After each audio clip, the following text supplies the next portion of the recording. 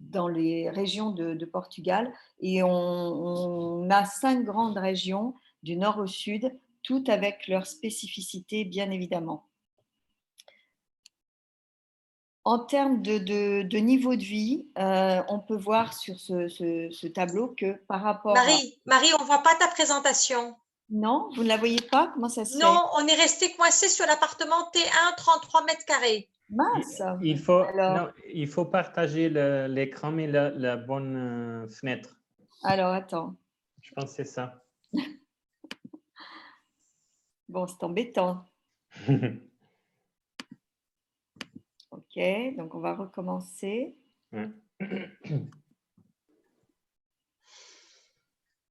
Est-ce que celle-ci est la bonne? Ah, ça c'est mieux déjà. C'est C'est mieux. plus cohérent. Voilà, là, oui, là, ça avance. D'accord, très bien. Ça change le… Très bien, parfait. Donc, j'en étais à le niveau de vie au Portugal par rapport à d'autres villes d'Europe. Et on peut voir qu'effectivement, le SMIC portugais, par exemple, est nettement en dessous de certains autres pays. Ce qui fait que quand on arrive au Portugal avec une retraite française, par exemple, on vit très bien. On vit très bien. La vie n'est pas chère, en particulier l'alimentation n'est pas chère du tout. Je vous parlais donc des avantages fiscaux qui ont été mis en place à une certaine époque donc pour attirer les investisseurs. Et effectivement, le Golden Visa en fait partie. Alors, le Golden Visa, il est question de revoir un peu son statut. Jusqu'à présent, on pouvait investir, les investisseurs hors zone de Schengen, par exemple, pouvaient investir jusqu'à 500 000 euros et même 1 million d'euros. Et au bout de 5 ans, le visa se transformait en permis de séjour définitif. Bon, c'est toujours le cas, sauf qu'ils ont restreint l'application du Golden Visa à certaines régions. Par exemple, à Lisbonne, on ne peut plus acheter au travers du Golden Visa, on ne peut plus avoir en tout cas ce statut. Et Porto non plus, il me semble. En revanche, je crois que concernant l'Algarve, c'est toujours le cas. Je ne sais pas si, Miguel, toi, tu peux nous… Donc, jusqu'à la fin de l'année, jusqu'à fin décembre, le statut du Golden Visa, ça se maintient. Donc, jusqu'à la fin de l'année, c'est toujours la même chose qu'avant. Donc, c'est Lisbonne, Porto et toutes les zones de toutes les régions. À partir de janvier, en principe, ça sera que des zones intérieures et pas très développées du pays. L'objectif du gouvernement, c'est de faire venir l'investissement plutôt des zones rurales ou des zones qui n'ont pas beaucoup d'investissement. Donc, par exemple, j'ai vu déjà des gens investir à Alentejo, à Alcácer do Sal ou à l'Algarve parce qu'ils peuvent acheter même des grands bâtiments pour un prix intéressant et qui vont développer cette zone. Donc, ça, c'est la nouvelle norme qui, en principe, c'est à partir de janvier. Oui, et cette recherche qu'il y a eu jusqu'à présent, avant la pandémie, qui se focalisait essentiellement sur les grandes villes du Portugal, en particulier Lisbonne et Porto, on voit beaucoup de demandes maintenant pour des régions justement plus rurales. Oui. Et donc, ça fait sens aussi de pouvoir permettre de profiter de ce statut de Golden Visa pour des investissements en dehors de ces grandes villes et permettre de développer effectivement ces régions.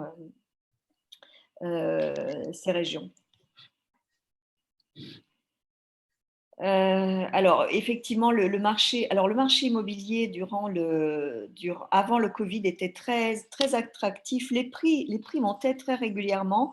C'était même devenu, je pense, à un niveau assez inquiétant n'est pas le mot, mais en tout cas, les prix augmentant, on se disait dans le milieu immobilier qu'à un moment donné, il fallait une stabilisation de ces prix parce qu'on ne pouvait pas monter comme ça. Il y avait un tel attrait des investisseurs que tout se vendait presque à n'importe quel prix.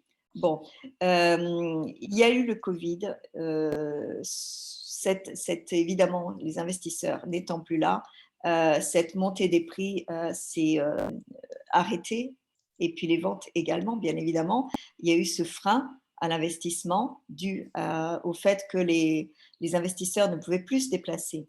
Certains ne peuvent toujours pas se déplacer. Je pense notamment aux investisseurs de Hong Kong qui étaient très intéressés et qui investissaient en nombre. Eux ne peuvent toujours pas se déplacer. Donc effectivement, on a une partie des investisseurs étrangers qui ne sont pas encore là, et les prix ont effectivement chuté un peu. On s'attendait à ce que ça chute plus.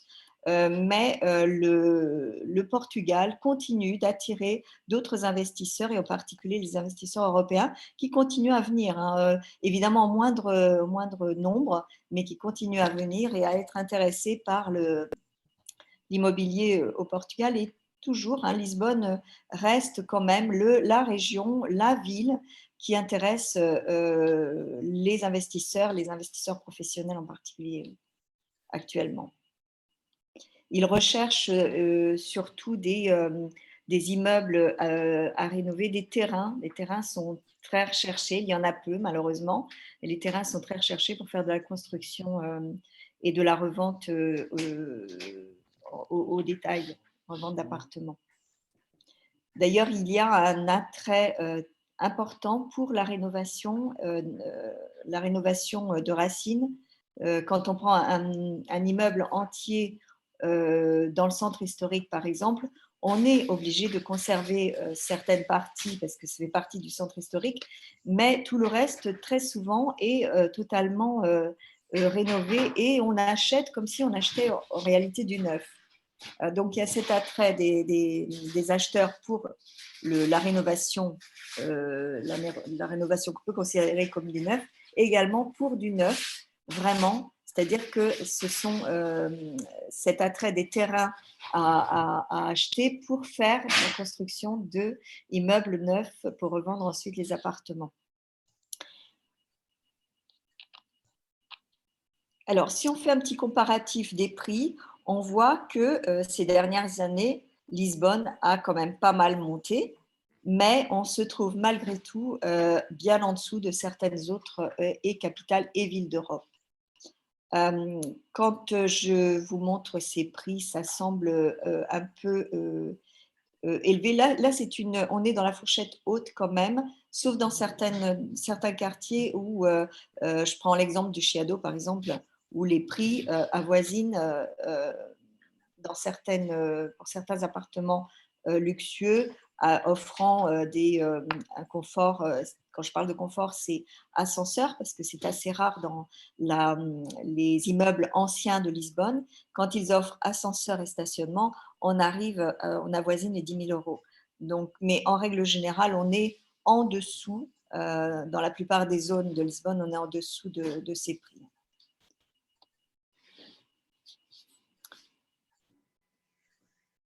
Alors, quand on parle d'investissement locatif, évidemment, la plupart des investisseurs achètent pour faire de la location touristique. Et jusqu'à présent, la location touristique était vraiment un investissement très intéressant jusqu'à ce que, évidemment, on se trouve dans cette situation où les touristes ne venant pas,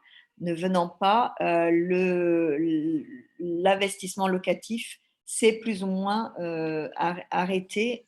En tout cas, on attend de voir ce que cette situation va donner.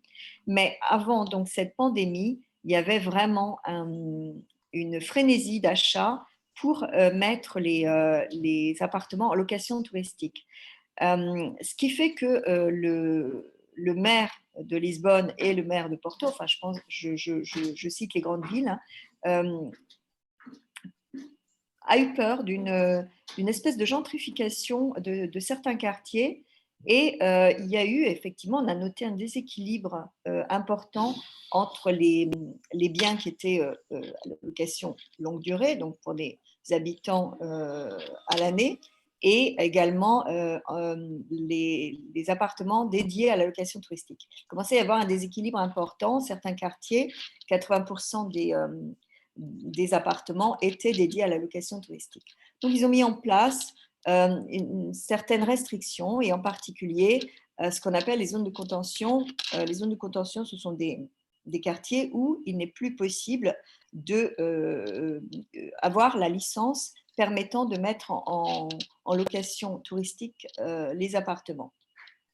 Donc, ces zones de contention ont essentiellement touché le centre de Lisbonne, donc, qui sont les quartiers touristiques. Alors, au début, ça s'est limité à 2 ou 3 zones et ils ont étendu à d'autres zones où il y avait une forte pression donc, de ces achats, de ces investissements dirigés essentiellement vers la location touristique. On pourra revenir après, hein, si vous avez des questions sur… il y a des questions déjà, Marie. Il y a Patrick qui demande qu'est-ce qui se passe. Est-ce que tu ne penses pas que les prix soient surélevés par rapport au niveau de vie? Oui. Et qu'est-ce qui se passera le jour où les Airbnb seront interdits?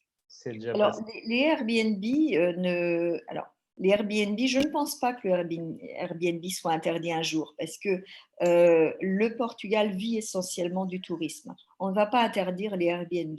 Ce qui a été fait, ce sont ces restrictions qui limitent un peu, mais les appartements qui étaient en Airbnb restent en Airbnb.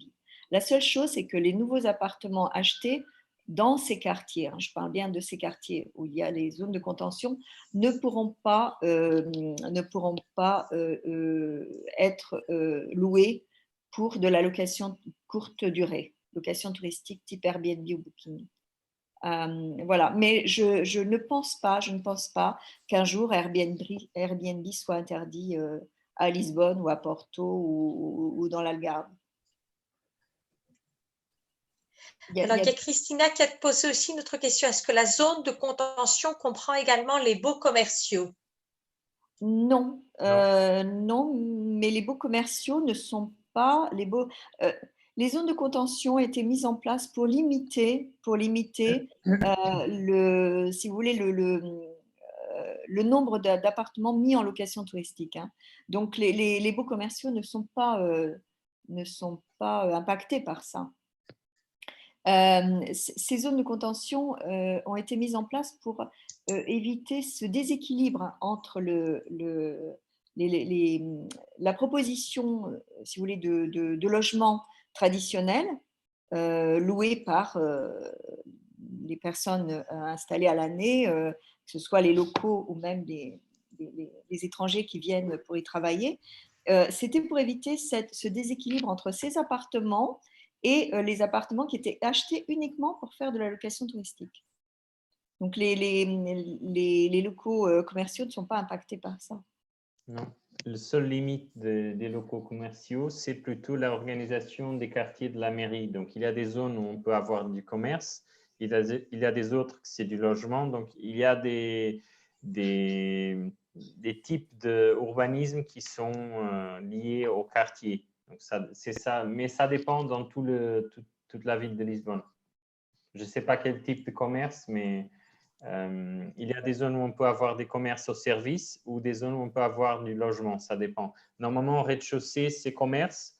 Au premier étage, on peut avoir les services, mais après, dans les autres bâtiments, dans les autres étages, dans les bâtiments normal, c'est normalement du logement.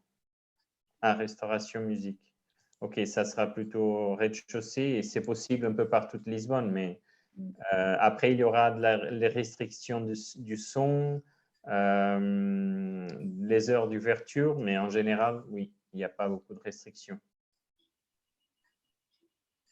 Il y a d'autres questions concernant les zones de contention? Non. Non, d'accord.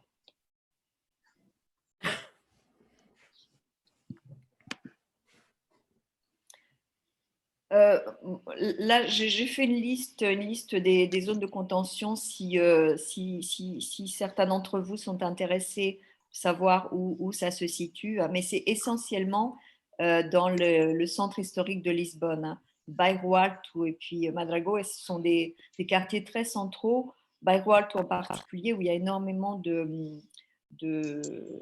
enfin, ça bouge énormément, c'est très festif et beaucoup de touristes privilégiaient ces quartiers pour réserver les appartements. Effectivement, je dirais que 70% à peu près des appartements étaient loués en Airbnb. Donc, Bayreuth, Castelo Alfama et Moralia, c'est exactement dans la même situation.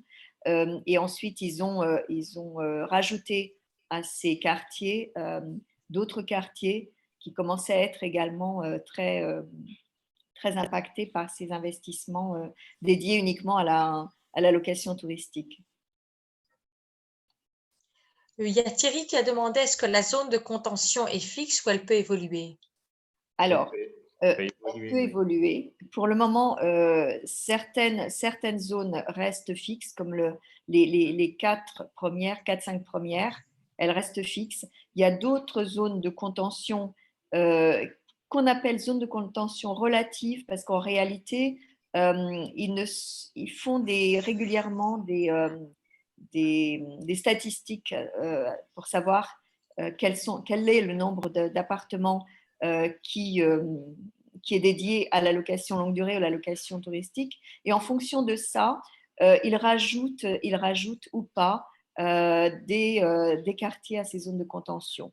Bon, il est question, alors il n'y a rien d'officiel encore, mais il est question qu'au vu de la crise, que certaines zones de contention soient amenées à être un peu allégées et à permettre donc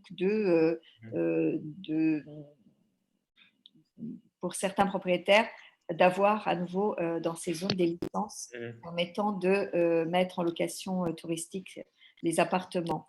Quand on rénove par exemple des appartements, des immeubles entiers, qui étaient vraiment en très très mauvais état, même dans ces zones de contention, il y a la possibilité d'avoir l'autorisation pour des logements touristiques.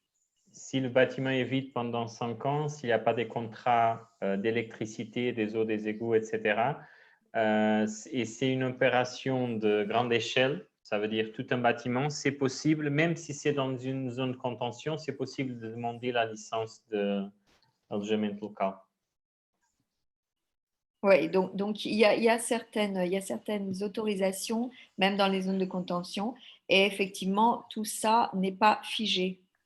Tout ça n'est pas figé. Oui, à Porto, j'ai entendu qu'ils sont en train de revoir les zones de contention à cause de tous les changements qu'on a eu. Et moi, j'ai l'avis qu'à Lisbonne, ça va changer aussi parce qu'il y a plusieurs appartements qui ont sorti du marché Airbnb parce que les gens ont vendu, par exemple, où ils ont mis en location. Et donc, je trouve qu'il y a plusieurs appartements qui avaient des licences qui ont sorti de logement local. Il y a aussi un grand programme de la mairie de reprendre des appartements et le mettre à louer aux jeunes, aux étudiants. Donc, je pense qu'il y aura des licences possibles dans le futur proche, ici dans le centre-ville de Lisbonne. Oui, c'est ça. En fait, quand je parlais tout à l'heure ils ont mis en place ces zones de contention parce qu'il y avait un déséquilibre entre ces deux formes de logement, c'est-à-dire le logement longue durée et le logement touristique. À partir du moment où on retrouve cet équilibre, je pense qu'effectivement, Miguel, je suis d'accord avec toi, ils vont revoir le nombre de licences et attribuer de nouveau un certain nombre de ces licences qui permettra dans ces quartiers de pouvoir à nouveau mettre en location touristique certains appartements. Il y a 2 questions qui sont intéressantes à mon avis. C'est Miguel, on ne va pas s'en sortir là. Si on répond à toutes les questions maintenant, on ne va pas s'en sortir parce que n'oublie pas qu'elle est Marie est uniquement à la moitié de sa présentation. Il y a toi et il y a Stéphane. Donc, je pense qu'on va garder les questions pour la fin là. OK. Alors, pour faire un petit point sur la situation actuelle liée à la crise sanitaire, comme je vous disais, en fait, les investisseurs étrangers, et en particulier les investisseurs qui ne font pas partie de la zone de Schengen et de l'Europe, et qui ont des restrictions de voyage importantes ne sont pas encore là, mais malgré tout, les investisseurs sont toujours présents. Alors évidemment, c'est moins important qu'avant le Covid, on a ressenti ça très nettement, mais on revoit des demandes régulières et de plus en plus d'investisseurs, alors de gros investisseurs pour des immeubles entiers à rénover. On voit également de la demande également pour des investisseurs de moindre, qui ont des budgets moins importants pour des appartements et des appartements destinés à la location touristique, donc toujours le même genre d'investissement. Et puis, il y a bien évidemment les personnes qui ont décidé de venir s'installer au Portugal parce que le Portugal, comme je vous le disais, attire et continue d'attirer énormément en raison de sa qualité de vie et du niveau de vie du pays.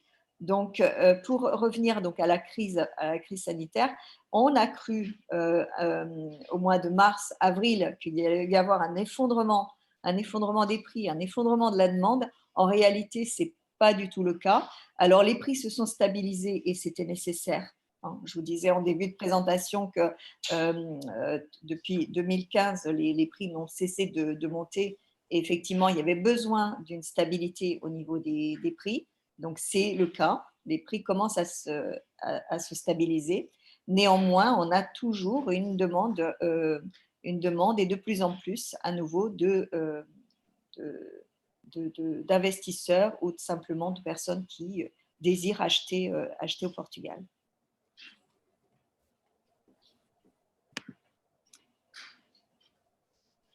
Voilà. Et on peut constater que, vous voyez, sur cette courbe, le Portugal est toujours très bien situé parce qu'au niveau de l'évolution, donc il y a eu une baisse, mais comme partout au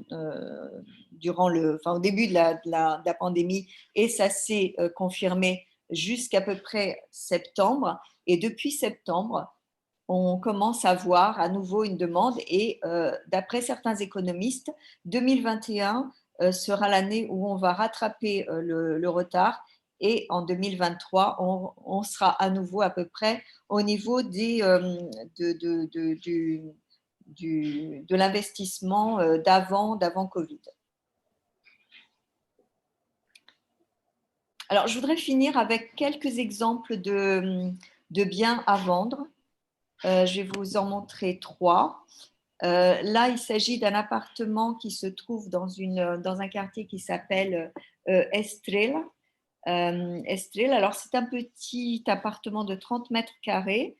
Alors, quand on dit T0 plus 1, en réalité, c'est un studio avec soit une chambre sans fenêtre ou bien un bureau. Dans ce cas précis, c'est un petit espace bureau.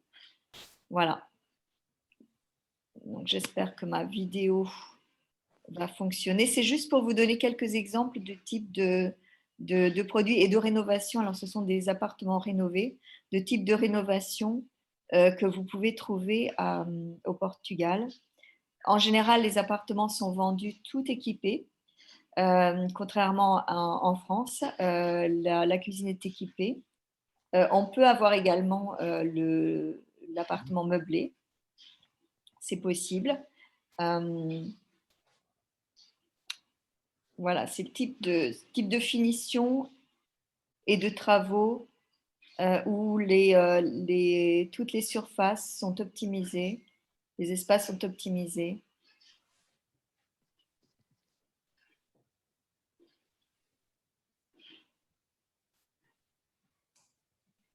Alors, c'est un quartier très sympa dans le centre historique de Lisbonne. Là, vous avez un autre exemple.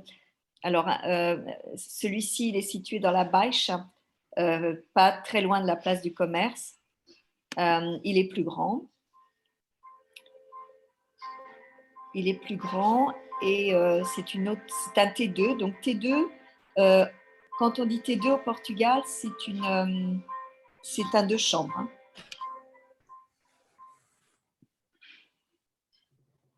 Voilà, avec de jolis de jolies finitions, les azulèges d'origine. Voilà, ça vous donne un petit peu une idée de ce qui est proposé, en termes de rénovation, en conservant bien évidemment tous les détails des appartements anciens dans le centre de Lisbonne.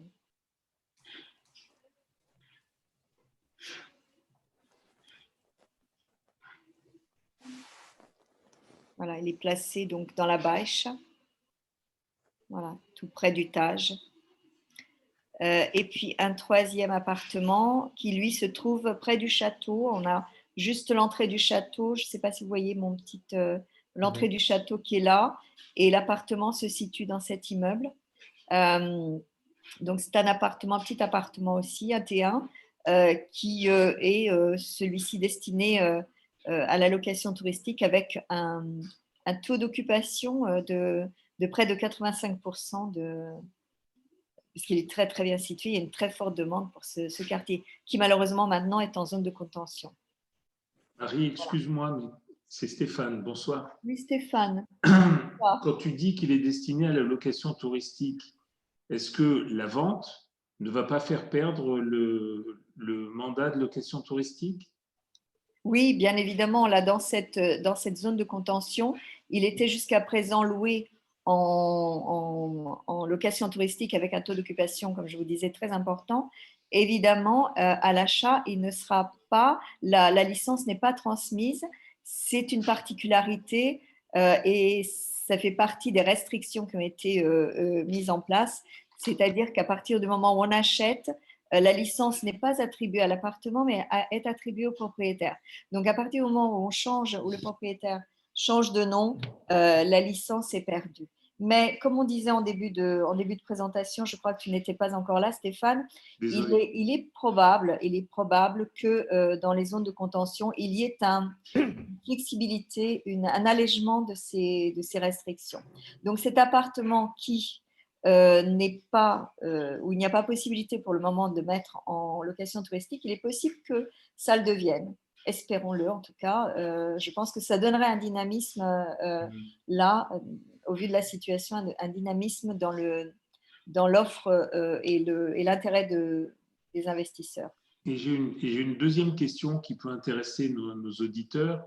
Oui. C'est de comprendre dans les deux cas, en location touristique ou en location longue durée, avoir une petite idée de la rentabilité d'un tel appartement ou simplement d'un revenu locatif. Donc là, on est sur 170 000 €. C'est un T1. Oui. Donc, ça se loue combien? 600, 700, 500? Alors, celui-ci, il était loué en saison haute, 80 € la nuit minimum. Saison basse, on peut considérer à peu près 50-55 € la nuit en saison basse. En saison haute, on est au minimum à 80 €. Quand je parle de saison haute, la saison haute est considérée haute à partir de fin juin. Donc, si on considère le mois d'août, il était loué au mois d'août à 105 € la nuit. Bon, il était très bien loué. Hein. Il était très bien loué de par sa situation. Parce que là, on est vraiment, on sort, on a l'entrée du château, on est dans les hauts de l'Alfama et on est à 10 minutes à peine de la Baixa, de la place du commerce. Hein. Voilà, si ça peut répondre à ta question, Stéphane. C'est-à-dire que moi, je connais, c'est plutôt pour les personnes qui s'intéressent à l'immobilier au Portugal et avoir une petite idée. Donc, si on fait un rapide calcul, on peut dire que c'est peut-être 70 € par nuit, entre le 55 et le 90. En moyenne, oui. Sur quoi? Sur 200 jours par an? Sur les 365? Oui, à peu près, à peu près. On va dire que de fin novembre à mi-mars, c'est très calme. Mais à partir de mi-mars, après, c'est vraiment en fonction aussi du temps, hein, mais à partir de mi-mars, les réservations se font plus importantes et ça perdure jusqu'à peu près fin octobre, mi-novembre. Et si par contre on était en location longue durée maintenant, non pas que Airbnb diminue, je pense comme toi, pour connaître Lisbonne, il y a des grappes de touristes, il y a des centaines de gens dans les rues. Et quand on parle du temps, il fait beau très, très, très, très souvent, y compris en dehors de la belle saison. Mais pour autant, si on n'avait pas comment dire, parce qu'il y a quand même une incertitude sur ce mandat de Airbnb, de location de courte durée, on est quoi, 500, 600, 700 euros par mois? On est à peu près à 500 euros par mois. D'accord. 500, 600 pour être raisonnable. Il y a une chambre, il n'est pas très grand, 33 mètres carrés, 500, 600. Ok, merci. Il y a une chose à rajouter aussi, c'est que j'ai plusieurs clients qui ont des appartements, qui ont fait des appartements avec moi de location pour Airbnb, mais comme ils ont fait une entreprise c'est l'entreprise qui a l'appartement et la licence, s'ils veulent revendre l'appartement, ils revendent l'entreprise et comme ça, la personne qui va acheter l'appartement peut garder la licence de Alojamento Local. Oui, il y a cette particularité aussi, effectivement. Tu as raison, Miguel. Oui. Alors, le seul inconvénient, c'est qu'ils sont obligés d'avoir une comptabilité Voilà. organisée, Oui. voilà, avec des frais plus importants en termes de comptabilité. C'est une solution, effectivement. C'est une solution, Marie. Oui. Normalement, on dit que pour avoir la comptabilité organisée, on doit facturer au moins 5 000 euros, mais je pense que c'est intéressant avec un appartement. Oui, un appartement situé comme ça, bien sûr, bien sûr. Ouais, exactement. Alors, Marie, si tu as terminé, on va laisser la parole donc à Miguel, qui va nous en mettre plein les yeux, comme d'habitude. Des questions ou on garde des questions pour la fin? On va garder les questions pour plus tard, comme ça je vais laisser à Miguel et à Stéphane aussi la possibilité de parler de leur sujet. Très bien, très bien. Je suis sûre qu'il y aura aussi beaucoup de questions pour Miguel une fois que les gens auront vu sa présentation.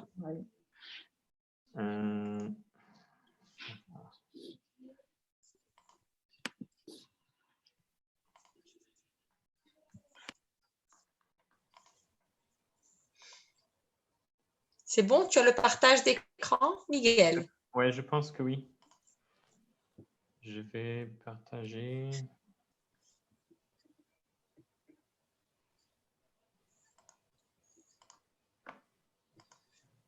Je pense que c'est ça. Donc, moi, je suis l'architecte du réseau et normalement, mon travail démarre après le travail de Marie. Donc, les clients, ils achètent un bien, ça peut être un appartement, un bâtiment ou un lot. Et moi, je commence mon travail d'archi à voir les possibilités, voir un peu qu'est-ce que c'est possible avec la mairie, les mètres carrés, les typologies qu'on va faire pour les appartements, pour la maison, suivre le programme du client. Donc, je veux vous montrer un peu mon expérience comme archi et montrer un petit peu comment on travaille ici au Portugal, parce que c'est un peu différent de la France et de la Belgique, et vous montrer des exemples des projets que moi j'ai faits qui sont en train aussi liés aux exemples que Marie a montrés, des différents types d'investissements pour différents types d'objectifs et des clients. Donc, juste pour vous faire comprendre, donc les ingénieurs et les archis travaillent ensemble et on commence par faire un espèce d'avant-projet où on voit avec le client qu'est-ce qu'il veut vraiment construire, faire, investir. Donc, c'est notre travail de tout organiser. On a une procuration qui apparemment… Après, donc, on a toute une phase de projet où on démarre avec l'étude préliminaire. On fait le permis de construire, c'est la phase la plus importante de notre travail, où les architectes et les ingénieurs vont soumettre le dossier à la mairie, soit de Lisbonne, soit une autre, où le projet va être analysé et approuvé par la mairie et les entités respectives de l'État portugais. Ça veut dire qu'avec la licence, on fait le projet d'exé, on consulte les entreprises et on démarre le chantier, donc la phase de chantier. À la fin, on a encore une phase de travail que c'est très important parce que c'est là où on aura la licence d'utilisation avec la clôture du chantier. On aura une licence d'utilisation et toute une série de documents techniques de l'appartement, du bâtiment, qui vont aider et qui vont permettre à l'investisseur soit d'habiter dans le bâtiment, l'appartement qu'on a dessiné, soit de le revendre. Et donc, il y a plusieurs fois où je commence après Marie, et après, quand je termine mon travail, Marie revient encore une fois, elle va revendre, par exemple, elle va louer les appartements. Donc, c'est toute une chaîne de travail. Donc, je veux vous montrer des exemples, comme Marie vous a montré aussi des exemples des appartements, des zones, et des exemples de projets que moi j'ai fait pour des clients différents. Donc, par exemple, à Baixe, donc c'est un quartier, comme Marie a dit, très historique au centre-ville. Donc, un des quartiers qui à ce moment est un peu bloqué pour l'investissement touristique. Mais ça, c'est un projet d'un client qui a acheté tout un bâtiment historique qu'on a récupéré, ça c'est pendant le chantier, les travaux. Et là, on a fait des appartements de luxe qui, il va louer, ils sont déjà en train de se louer dans le Booking et Airbnb pour des touristes. En bas, il y a 2 magasins, comme il y avait une personne qui nous a demandé concernant le commerce magasin, et le client veut louer les appartements de luxe. Donc, ils sont indépendants, mais les clients peuvent demander au manger soit en bas, dans le resto, dans le petit bar, ou manger dans l'appartement. Donc, en général, le bâtiment, il a été très bien acheté à presque 1 million d'euros. La construction, c'était vraiment une réhabilitation complète avec un ascenseur, donc c'était plus ou moins 800 000 euros. Et à la fin, il y a 8 appartements complètement refaits et qu'il va louer et sont déjà meublés aussi. Donc, son business plan, c'est acheter, reconstruire et mettre à louer pour des touristes. Donc, un bâtiment complètement différent, c'est un bâtiment beaucoup plus petit et beaucoup moins historique. C'est à côté de Avenida de Liberdade, c'est un peu les Champs-Élysées de Lisbonne. Où le client a acheté un bâtiment qui était dans cet état qu'on voit ici, donc que la structure en béton d'un chantier qui n'a jamais terminé. Et nous avons transformé ce bâtiment dans un bâtiment de luxe, plus ou moins. Et l'idée, c'était d'avoir 12 appartements studios T0, comme l'exemple que Marie avait montré, pour louer aux touristes. Mais ils étaient aussi loués en contrat d'investissement. Donc, il y avait plusieurs personnes, plusieurs appartements qui étaient vendus à Golden Visa et qui étaient en même temps liés à un contrat de location avec une rentabilité. Donc, ça veut dire que le propriétaire a acheté le bâtiment, il a fait le projet et la réhabilitation avec nous, plus ou moins pour 600 000 euros. Il a vendu chaque appartement 350 000 et 150 000 euros plutôt à Golden Visa, et les Golden Visa ont les appartements dans 5 ans, ils peuvent les utiliser ou revendre, et jusqu'à ce moment, il sera lié à un contrat de location avec une entreprise de gestion de court terme. Donc, c'est un type d'investissement différent, mais qui utilisait beaucoup cette question du Golden Visa qui, à ce moment, est en train d'être revue à Lisbonne. Donc, ça, c'est un autre type d'investissement, un autre projet, avec un client français qui a acheté ce bâtiment qui était en très mauvais état et que, comme Marie avait dit, donc l'état, il était tellement mauvais qu'on a refait tout l'intérieur. Donc, on voit la structure métallique, on a installé un ascenseur, on a fait une série d'appartements. Et ici, l'idée, c'était de faire 8 appartements avec un très bon prix pour la surface, pour la zone, et ils ont du parking. Donc, c'est quelque chose de très différent à Lisbonne. Donc, c'est au centre-ville de Lisbonne, à Arroios. Et donc, il a vendu les appartements avec du parking. Et on voit ici qu'il y a au premier étage 2 grandes terrasses et après, il y a des balcons en arrière. Et donc, il a tout vendu, les appartements déjà. Donc, les prix sont placés pour être intéressants pour le marché portugais aussi, parce qu'ils ne sont pas très élevés. Les autres, ils étaient beaucoup plus élevés. Donc, l'idée, c'est de revendre aux étrangers. Ça, c'est un autre exemple d'un bâtiment à Campo de Rico. Donc, c'est le quartier qu'on appelle le quartier français, parce que c'est à côté du lycée français. Et ça, c'est un investissement de refaire tout ce petit bâtiment, le petit bâtiment bleu, un 6 appartements. Il y a des appartements de différentes typologies. Il y a des appartements plus grands, des appartements plus petits, avec des terrasses ou des balcons. Et c'est un investisseur français avec qui on a fait le projet. Et les appartements, ils étaient vendus en général aux clients étrangers, plutôt des Français, Brésiliens, des Golden Visa. Donc, c'est aussi un investissement qui a cherché des investisseurs un peu dehors. Après, donc, dans l'échelle beaucoup plus petite, j'ai fait plusieurs projets et j'ai plusieurs exemples de des petits investissements. Donc, des gens qui ont acheté un appartement, comme les appartements que Marie a montré. Et par exemple, celle-là, c'est à Graça, donc c'est pas très loin du château. Et l'appartement a été acheté. On a fait le projet et la reconstruction de l'appartement.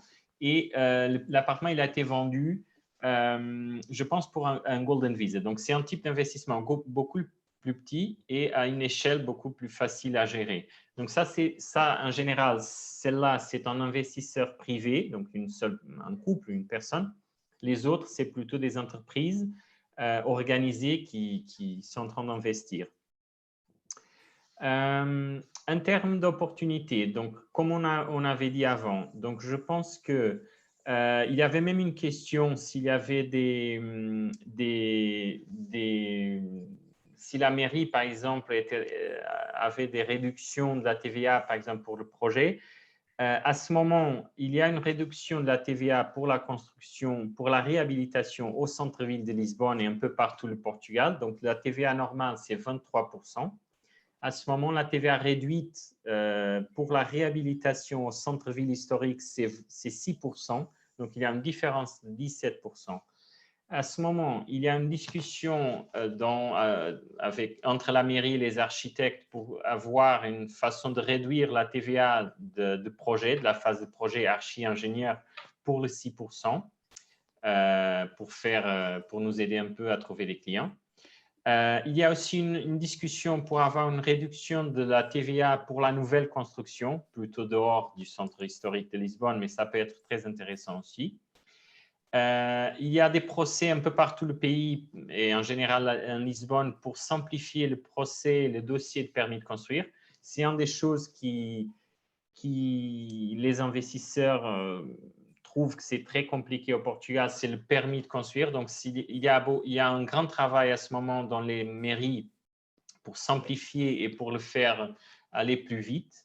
Et ça, c'est une excellente nouvelle pour les investisseurs. La révision de la législation d'AEL, donc c'est l'alojamento local, comme on avait discuté avant, je pense qu'à mon avis, il y aura beaucoup de révisions des zones de contention, des règles, parce qu'il y aura beaucoup de licences qui ont expiré, qui sont plus valables, que les gens ont vendu les appartements. Et par fin, il y a la question du Golden Visa qui est en train d'être revue.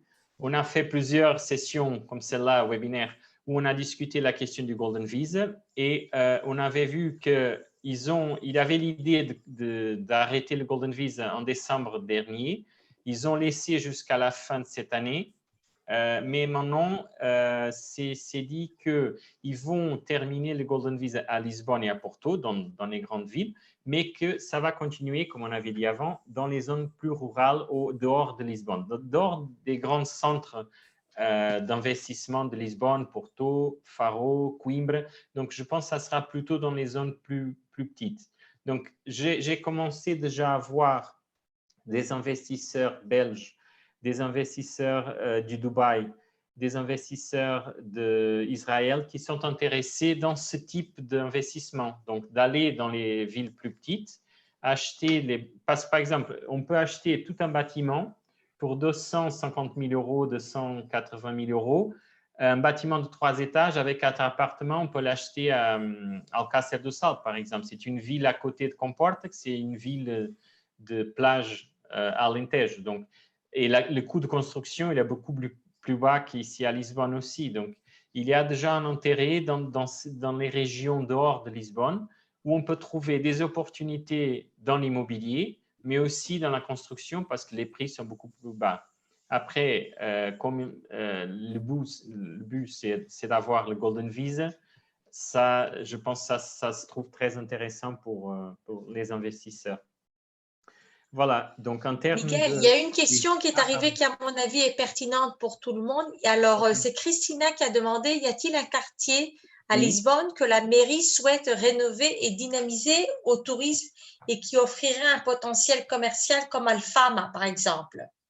Je pense qu'il y a plusieurs quartiers que la mairie veut développer. Donc, à ce moment, bien sûr, le centre-ville, même avec le Covid, le centre-ville historique, il y a toujours beaucoup de gens, touristes, investissements, magasins, du bar, resto, etc.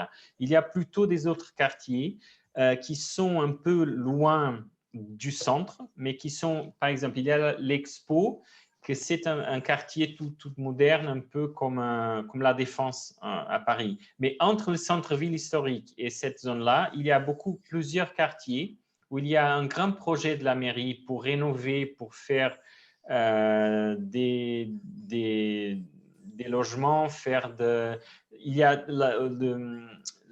plusieurs endroits pour les graphistes, la culture. Donc, il y a des quartiers qui sont très intéressants pour ce type d'investissement. Donc, c'est où les gens plus indépendants sont en train de s'installer, soit pour habiter, soit pour les entreprises. Et la mairie est très intéressée à développer ce quartier. Donc, c'est plutôt entre la gare de train, la vieille gare de train et la zone de l'Expo, il y a des quartiers qui sont très intéressants dans cette idée de développer le commerce et même le tourisme. Parce qu'il y a beaucoup de bâtiments qui sont anciens, mais aussi mélangés avec des choses industrielles. Donc, c'est très intéressant. Oui, il y a des projets de coworking et de co-living dans cette zone qui est très intéressante. Oui. Il y a Patrick qui a posé aussi une question. Je pense que tu as répondu partiellement. Donc, est-ce que la ville accorde des avantages fiscaux ou des aides à la rénovation?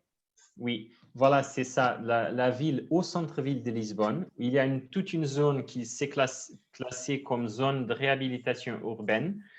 C'est presque toute la ville de Lisbonne, où la TVA est réduite à 6%. Après, il y a aussi des réductions d'IMI et MT concernant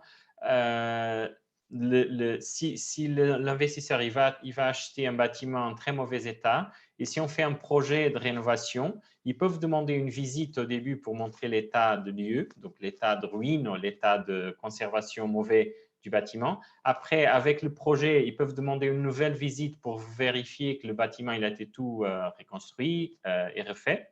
Et après, il y a des comptes dans les impôts payés à la mairie.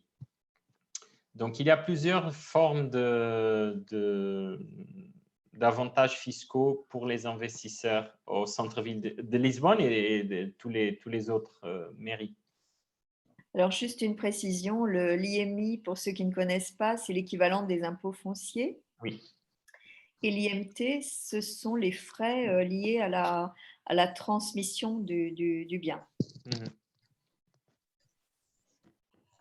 On va passer la parole maintenant à Stéphane, qui est basé donc à Paris et qui va nous parler maintenant donc du financement, de tous les montages financiers qu'il est possible de faire à partir de la France ou à partir de la Belgique, parce que je m'imagine que c'est la même chose, Stéphane. Effectivement. Donc, Stéphane Teboul, conseiller en gestion de patrimoine sur Paris.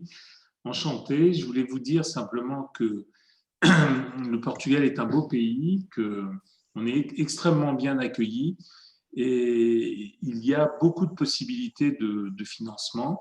Ces possibilités, j'en vois 3. Je vais les aborder rapidement parce qu'on a pris beaucoup de temps déjà. Bien évidemment, le financement, c'est du sur-mesure. Mais pour être simple, il faut comprendre qu'il y a des banques que j'appellerais moi hispanisantes.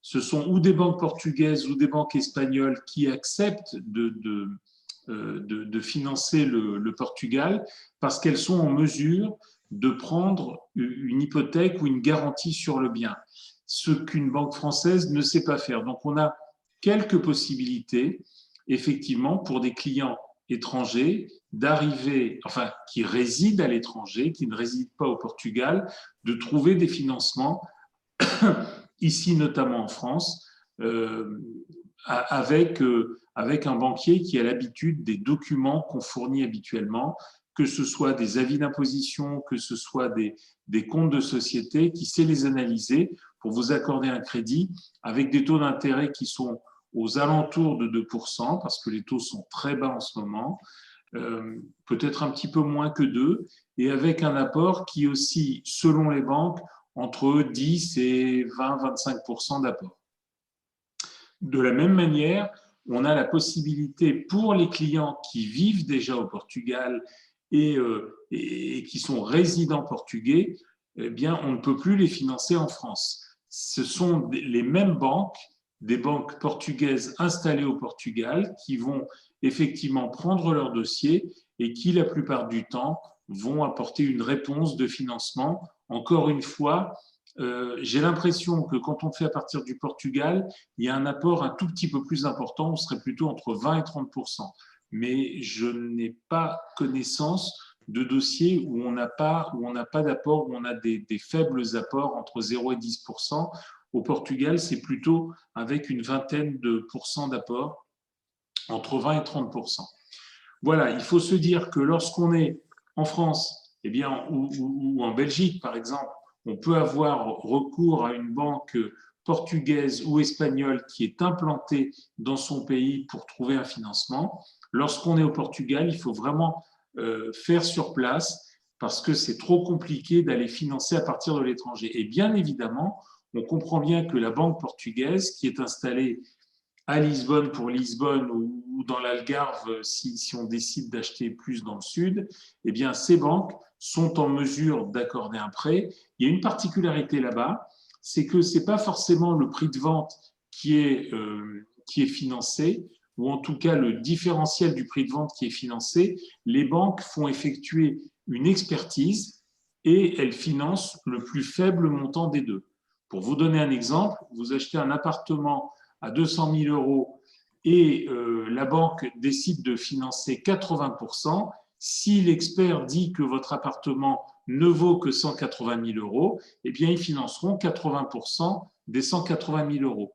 Si l'expert, par contre, dit que l'appartement vaut 230 000 euros, eh bien, on prendra le plus faible montant, c'est-à-dire le montant de votre achat, et ils financeront à ce moment-là 80% des 200 000 euros. C'est la particularité qu'on n'a pas en France. En France, on n'a pas cette notion d'expertise de l'appartement, mais par contre, au Portugal, c'est quelque chose qui se fait beaucoup. Il me faut évoquer un dernier sujet très important, c'est que, alors, on est loin du Portugal, hein. On est loin du financement également, puisqu'on est dans les placements. Il faut savoir qu'à mon avis, je suis prêt à en parler avec vous si vous le souhaitez, la zone où il faut placer son argent, la zone la plus sécure pour placer son argent aujourd'hui, c'est bien évidemment le Luxembourg. C'est beaucoup plus rassurant. Les normes de placement au Luxembourg sont plus rassurantes qu'en Belgique, qu'en Allemagne, qu'en France, qu'en Italie, enfin que dans tout le reste de l'Europe, car on obtient une garantie sur le capital qu'on n'obtient pas dans les autres pays. Ça ne veut pas dire que les établissements avec lesquels nos clients placent leur argent sont en danger. Ça veut simplement dire que s'il y avait dans 5 ans, dans 10 ans, dans 3 ans, dans 20 ans, un souci avec cette banque, il n'y a pas ou très peu de garanties En Europe, la garantie est limitée à 100 000 euros. Au Luxembourg, elle est illimitée. Je ne suis pas là pour vous parler de placement, simplement pour vous dire qu'au Luxembourg, quand vous placez de l'argent, la banque qui a été choisie pour détenir vos actifs est en mesure à tout moment, et c'est son intérêt, elle n'a absolument pas envie que vous retiriez votre argent pour aller acheter un appartement au Portugal en l'espèce, et donc globalement, elle a la garantie de cette épargne qui est la vôtre, et elle vous propose un prêt. Alors c'est quelque chose que peut-être on ne proposait pas beaucoup il y a 5 ans, que peut-être on ne proposera pas beaucoup dans 10 ans, mais aujourd'hui, il faut comprendre que les taux d'intérêt sont extrêmement faibles. Et là-bas au Luxembourg, comme vous avez des taux d'intérêt négatifs et que la banque prend une petite marge, on est en dessous des 1%. Donc, je vous donne un exemple. Vous avez 800 000 euros de placés au Luxembourg. À tout moment, alors bien évidemment, en fonction du placement, ça détermine le montant que la banque serait prête à vous prêter, mais disons globalement qu'on est sur 2 tiers. Donc, si j'ai dit 800 000 euros, ça veut dire qu'on a à peu près 550 000 euros de potentiel de crédit qui va se faire entre 0,7 et 0,9% actuellement. Voilà, c'est à mon avis un très très bon moyen de financer sans utiliser vos liquidités. Donc on a un effet de levier avec l'épargne que vous auriez placée. Je suis évidemment prêt en fonction de votre projet à rentrer dans les détails et voir quel est le meilleur mode de financement qui vous conviendrait. Et bien évidemment, je suis, comme mes confrères, ouvert aux questions, si vous en avez. Entre-temps, Stéphane, il y a une question qui est venue, elle est intéressante, c'est Thierry, mais ce n'est pas en rapport avec le financement, mais elle est quand même intéressante, elle est pertinente à tout le monde. Quels sont les avantages fiscaux pour efficacité énergétique? Miguel, est-ce que tu sais répondre? Quels sont les avantages fiscaux pour efficacité énergétique? Les avantages fiscaux sont plutôt pour… C'est pas vraiment comme en France, l'efficacité, elle n'est pas vue vraiment comme en France, pas encore, mais la mairie demande que dans la construction neuve, par exemple, c'est obligé, nous sommes obligés d'installer des panneaux solaires, par exemple. Dans la réhabilitation, ce n'est pas le cas, mais le projet et le projet, par exemple, d'électricité, des eaux, de la climatisation, aura une certification, un peu comme l'Europe, avec une lettre A, B ou A+. Et ça, le certificat énergétique de l'appartement qui a en ligne de compte tous les équipements installés, va avoir une conséquence dans la certification de l'appartement qui peuvent être liées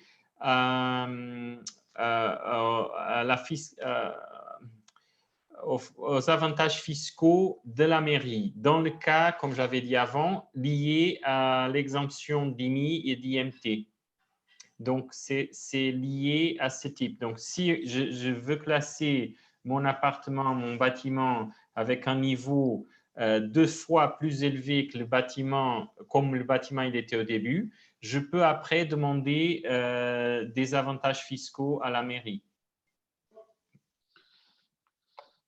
Miguel, j'aurais une question. Oui. Tout à l'heure, dans ta présentation, sur la première page, oui. Tu as parlé de permis de construire. Alors, oui. Je veux dire que les pages suivantes m'ont donné envie, c'est-à-dire que oui. On a absolument envie de travailler avec toi, d'acheter un immeuble oui. en plus ou moins bon état et de le rénover. Oui. C'est clair que la définition la présentation était parfaite. Pour Merci. Autant, il y a ce mot de permis de construire oui. qui, moi, me fait très, très peur. J'ai souvent peur des administrations. Donc, est-ce que tu pourrais nous dire à partir de quel moment tu as besoin d'un permis de construire et quels sont les moments où justement tu n'en as pas besoin et on peut attaquer avec les travaux directement? OK. Donc, dans le centre historique de Lisbonne ou même d'une autre ville, nous sommes obligés d'avoir un permis de construire parce que la zone historique, normalement, elle est protégée par un plan général de la ville elle est classée comme historique et donc il y a un plan général qui a beaucoup de restrictions. Mais il y a même des endroits comme Baiche, le château, où il y a après des plans spécifiques de protection de ce type de zone. Ça veut dire que dans tous les bâtiments historiques du centre-ville historique, normalement, on a besoin d'un permis de construire.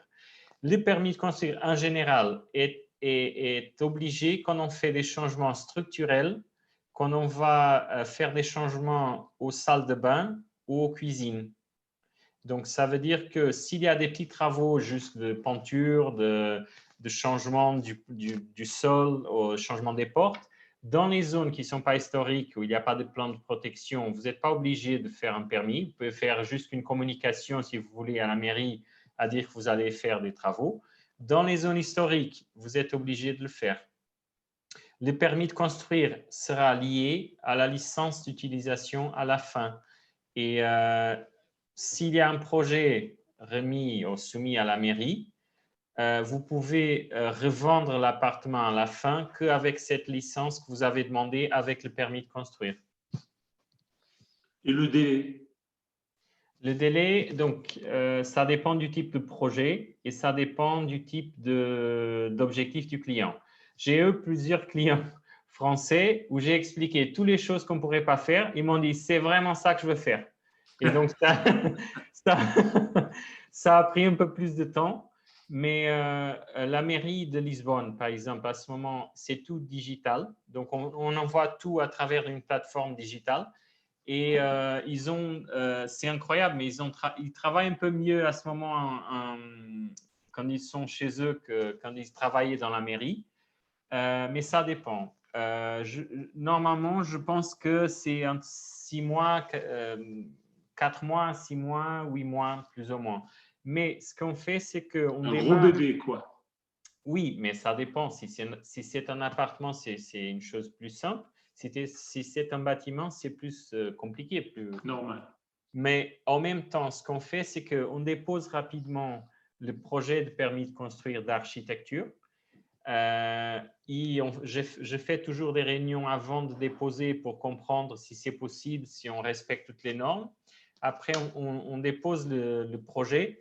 Et pendant le temps d'analyse du projet à la mairie, architecture et ingénierie, on avance avec le client avec le projet d'exé. Ça veut dire que l'objectif, c'est que quand on a la licence de construction, on a déjà fait le projet d'exécution, on a tous les détails, la liste des travaux, on a consulté les entreprises et on est prêt à commencer.